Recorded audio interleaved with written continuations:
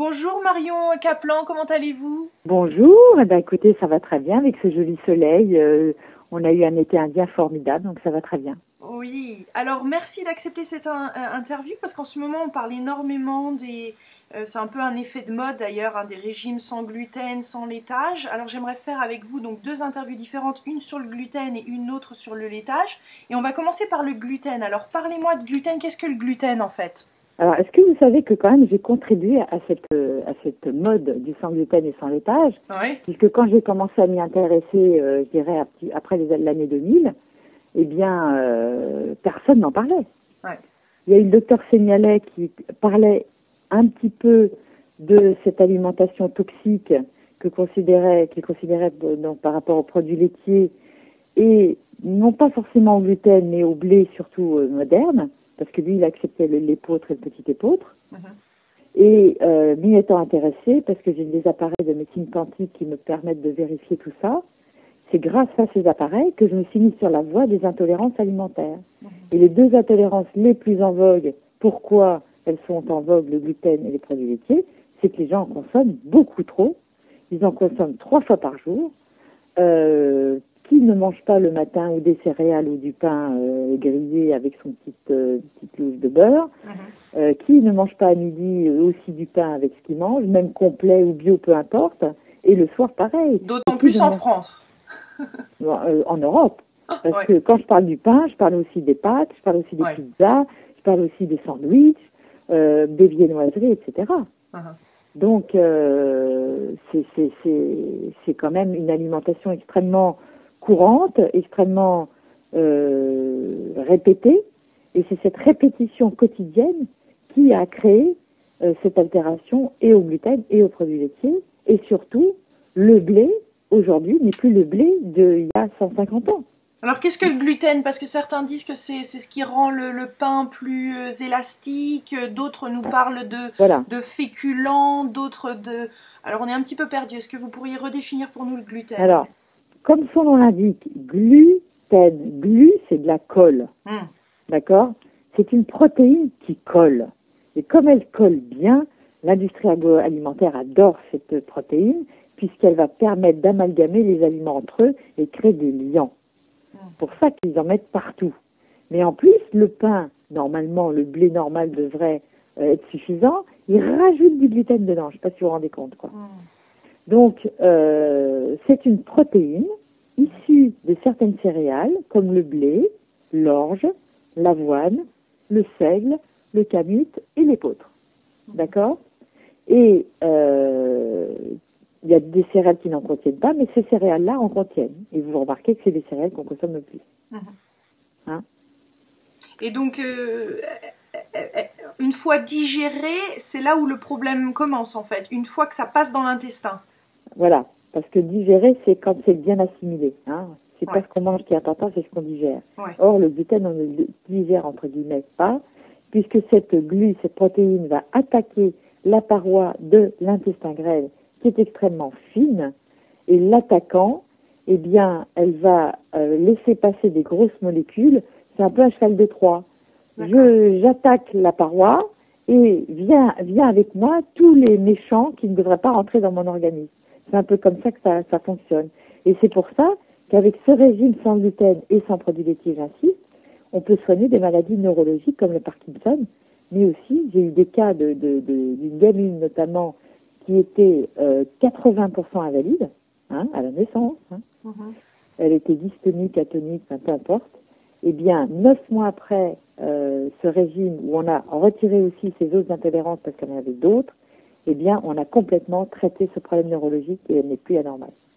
Alors ça, c'est extraordinaire quand c'est pris Hmm. à la source très tôt. Ça, c'est formidable. Mais alors comment on Mais pourrait détecter justement parce qu'on mange tous du gluten. alors, je dirais que pour moi, le meilleur moyen, c'est l'expérience. Puisque c'est pas la peine d'aller faire une biopsie ou des analyses compliquées, faites le régime sans gluten et sans produits laitiers dans mon livre pendant un mois et vous allez voir ce que vous allez améliorer. Quand il y a des problèmes un peu plus longs comme la mauvaise circulation sanguine, des problèmes gynéco ou des migraines, faites-le 3 mois. Et vous regardez, les gens qui ont des douleurs par exemple, Il y a des gens qui ont des douleurs dans le dos, dans les épaules, des rhumatismes, des choses comme ça. Faites de grâce, essayez. Ça coûte 0 francs, 0 centimes, ou peut-être un livre parce qu'il y a tout indiqué dedans. Ça va rien vous coûter. Et donc, faites l'expérience de Frégine et vous verrez qu'il n'y aura plus de douleur. C'est extraordinaire. Des gens qui ont des polyarthrites, ils n'ont plus de douleur. Même si je ne soigne pas la polyarthrite, parce que il faut un HLA, je ne sais plus quel numéro, et on a donc la maladie polyarthrite. Mais on n'a plus de symptômes. On n'a plus mal. Et ça, c'est génial. L'ostéoporose, l'arthrose, on l'arrête. Les migraines, les fibromyalgies, qui ne dorment plus tellement ils ont mal. Hein? Et les problèmes de peau comme l'acné, le pso, l'eczéma, mais l'acné, il y a encore autre chose, parce que les gamins boivent toujours trop de jus, les jus en bouteille, on le sait que c'est pas bon, et il y a des problèmes hormonaux qui se mettent là-dessus, mais ça se stabilise, c'est extraordinaire. Alors cette intolérance n'est pas la même pour tout le monde et pourrait se déclencher par un moment de stress intense, c'est ça? Voilà. Ou un virus, ou une chirurgie, ou quelque chose qui Voilà, est un peu anormal. Vivre, c'est s'adapter. C'est s'adapter à la fois à son environnement, hein, à sa belle-mère, à son mari, à ses enfants, mais aussi à la rue, à la ville, aux pollutions, mais aussi au stress dû à l'alimentation qui vont devenir des stress internes. Et quand il y a trop de stress et qu'en plus il y a un facteur déclenchant, on se fait virer de son boulot, ou on apprend que son mari a une maîtresse, ou on déménage et on n'est pas d'accord, etc., eh bien c'est à ce moment-là que ce surstress, c'est la goutte d'eau qui fait déborder le vase, et là c'est le déclenchement de tout ce qui s'est fabriqué dans le bruit sourd des tissus, parce que c'est pas parce qu'on digère le gluten qu'on n'est pas intolérant. L'intolérance n'a rien à voir avec la digestion. Donc quelques symptômes, est-ce que vous pourriez nous les rappeler? Alors il y a un certain nombre de symptômes, parmi les plus importants bien sûr, il y a des symptômes digestifs, des ballonnements, des coliques, des diarrhées, des constipations, des maladies plus graves comme les maladies de Crohn et diverticules, etc.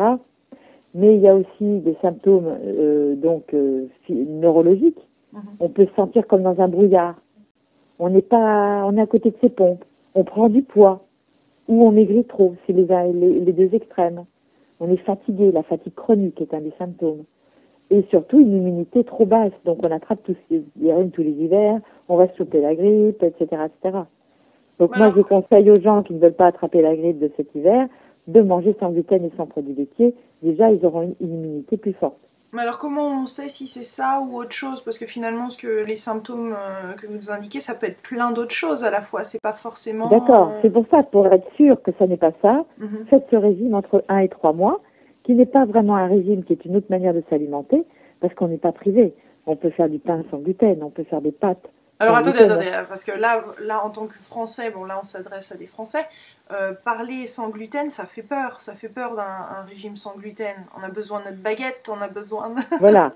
Donc les gens qui me disent, oh là là, s'ils m'ont retiré le blé, et que je leur dis, vous mangez plus de pizza, plus de pâtes, plus de sandwich, plus de gâteaux, ils vont me dire, mais je peux pas rien manger. Donc les gens qui me disent ça, c'est qu'ils en mangent trop, déjà. Ouais. C'est clair. Ensuite, il y a plus de 300 aliments différents. Il y en avait 7000 à l'âge de Cro-Magnon, mais il y en a quand même 300 différents. Il y a des poissons, il y a des viandes, il y a des légumineuses, des haricots, des petits pois, des pois chiches, des lentilles, des amandes, des noisettes, des légumes, des fruits. Vous avez plein de choses à manger. Donc si vous mangez beaucoup de pain, des pâtes, des pizzas, c'est que vous vous nourrissez mal et qu'à terme, vous faites le lit d'une maladie auto-immune. À terme, c'est votre thyroïde qui va commencer à péter, parce que la thyroïde, c'est ça qui commence à péter, hein, parce que c'est une des conséquences des intolérances au gluten, l'hypothyroïdie ou les maladies auto-immunes Hashimoto, d'accord? Ça peut être des cancers aussi, parce que on le sait maintenant qu'il y a une infestation virale par rapport au cancer, on le sait par rapport au cancer de l'utérus, le papillomavirus, mais on peut très bien avoir, on a tous des mini-cancers tous les jours, mais il va à un moment donné se durcir, se déclencher. Donc, pour ne pas déclencher des maladies auto-immunes, il s'agit de préserver une bonne immunité. Il y a tout un chapitre sur l'immunité qui a été fait par un immunologiste gastroentérologue dans mon livre, que j'invite beaucoup de gens à lire, que les médecins comprendront. Pour les autres, ce sera un peu plus complexe, mais c'est vraiment intéressant de comprendre comment elle fonctionne, notre immunité. Hein. Et donc, y a-t-il un test sanguin ou quelque chose pour des personnes qui auraient certains de ces signes? Qu'est-ce que vous leur conseillez de faire un test sanguin, une biopsie? Alors moi j'aime bien, non, la biopsie c'est pour les cœliaques. Déjà, il y a le D'accord. test de chez Immupro, c'est le laboratoire R Biopharm. Il y a un site internet qui est www.intolsanté.com. Mhm. Donc ça, c'est un laboratoire au Luxembourg mais l'analyse est très facile à faire. Il suffit d'appeler le labo, il vous envoie un kit de prélèvement, vous faites la prise de sang à votre labo en bas de chez vous, et vous envoyez le tout, et vous avez 2-3 semaines après le résultat. Intol. Ça peut être pourquoi pas. Comment ce site Intol? Intol, comme intolérance, intolsanté.com. D'accord. Hein? Ou laboratoire R-biopharm, biopharm.com, je crois. D'accord. Donc c'est un labo assez sérieux, qui ont beaucoup d'expérience et c'est assez fiable. Moi je l'ai fait plusieurs fois, je l'ai conseillé de nombreuses fois et on a des vrais résultats justement sur le plan de la santé quand on applique ce à quoi on est intolérant. Parce on peut tester que le gluten et les produits laitiers, mais on peut tester plein d'autres choses. D'accord. Moi par exemple, je suis intolérante aux œufs, je suis intolérante aux noisettes, à la moutarde. Au soja, des choses comme ça. Donc ça, on peut pas le savoir si on fait que le gluten et les produits laitiers. D'accord. Donc ces laboratoires en fait font une analyse de tout ce qu'on pourrait être allergique et qu'on mange en fait et qu'on s'en rend même pas compte qu'il y a un effet négatif sur notre corps en particulier. Oui, absolument. On peut ne rien sentir.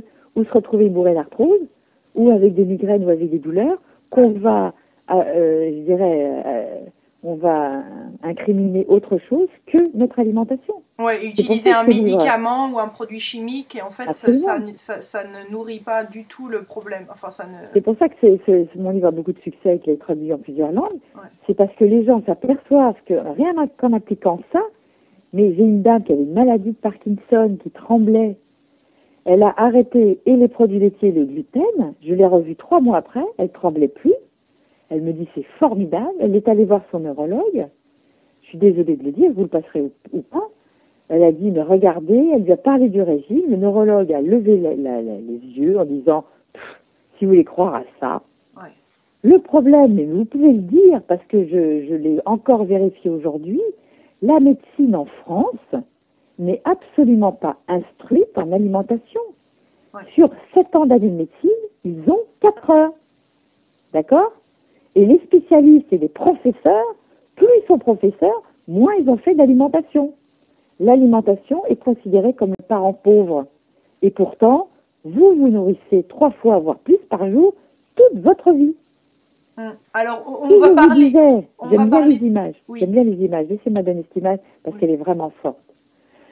Je vous donne une Ferrari ou une Rolls-Royce à votre naissance. Neuve, nickel, impeccable. D'accord? Mais je vais vous dire, c'est la seule voiture que vous aurez de votre vie. Vous ne pouvez pas changer de voiture. Qu'est-ce que vous allez faire? Vous allez en prendre soin. Vous allez la mettre en révision, même peut-être avant que ça soit l'heure. Vous allez pas rouler trop vite pour pas trop user les cardans et tout ça, non? C'est ce que vous allez faire. Pourquoi on ne fait pas pareil pour notre corps? C'est une bonne question. Une question, hein?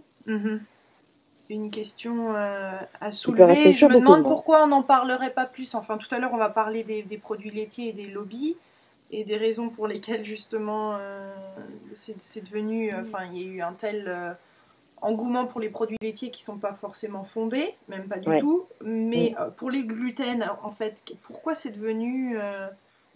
pourquoi il y a du gluten partout? C'est vraiment... C'est un produit facile, pas cher. L'être humain est naturellement attiré par ce qui est sucré et gras, parce que bon, on rajoute du gras dessus, hein. Les pâtes sans beurre, je vois pas l'intérêt. Ouais. Donc, du gras, c'est le fromage, etc. Donc, c'est un produit facile, qui nourrit, c'est-à-dire qu'on a l'impression d'être nourri, c'est-à-dire qu'on remplit un estomac, mais la nourriture dont vous avez besoin, c'est-à-dire les vitamines, les enzymes, les oligo-éléments, la vitalité de l'aliment, elle n'est pas là-dedans, hein. Ouais. C'est des aliments morts que vous mangez. Mais on a l'impression d'être nourri parce qu'on remplit notre estomac. Mais le riz, par contre, n'a pas de gluten. Le riz n'a pas de gluten. D'ailleurs, les Chinois n'ont pas nos maladies. Ils vont les avoir parce que là-bas, croyez-moi, ça y est, on est en train d'arriver là-bas. Hein. Donc, je vais faire des conférences là-bas et je vais cartonner là-bas. Hein. Parce qu'ils vont avoir les mêmes maladies que nous. Hein. Ouais. Mais Et, jusqu'à maintenant, ils évitaient l'ostéoporose, l'arthrose et toutes nos maladies. Hein. et donc, en fait, il y a des labels de qualité ou de garantie que des produits sont sans gluten. Comment ça se passe? Ah bah bien sûr. En magasin de diététique, donc je vous avais cité glutagène.com, exquidia.com ou .org, je ne sais plus. Si on n'a pas de magasin de diététique très bien achalandé, on peut très bien commander par Internet. Les frais de port sont pas chers. Et d'ailleurs, parmi eux, il y a Glutagène qui fait des produits les moins chers du marché. Hein. Mhm. Parce que ça, c'est vrai que ça peut être coûteux si on veut manger des pâtes tous les jours. Il y a des pâtes sans gluten qui sont très bonnes, ou au riz ou au maïs. Mais vraiment, elles sont très bonnes en goût. Vous faites une petite sauce pareille et vous verrez pas la différence. Il y a des pâtes feuilletées, des pâtes brisées, il y a des pains qu'on peut faire soi-même, il y a des mix de pain et ils donnent un très bon résultat dans les machines à pain et c'est pas compliqué du tout. Donc il y a vraiment plein de moyens de manger Et il y a ce les qu'on galettes aime. de riz, il y a les galettes de maïs, il y a le Ouais, mais les galettes quinoa, de les riz, pommes de terre. franchement, les galettes de riz, ça va 5 minutes. Hein. Moi, j'ai Mhm. l'impression de manger du polystyrène en mangeant les galettes de riz. Il y a le petit pain des fleurs, les galettes de sarrasin qui sont bonnes. Mais Alors c'est vrai, mais le sarrasin, d'ailleurs Sophie Davant en parlait l'autre matin, il y a 2 jours de ça dans son émission. Donc le sarrasin n'a pas de gluten. non, il n'y a pas de gluten. Il n'y a pas de gluten dans le sarrasin, dans le millet, dans le quinoa, dans le maïs, mais il faut se méfier du maïs, il ne faut pas en manger trop souvent. Pourquoi? Qu'est-ce qu'il a le maïs?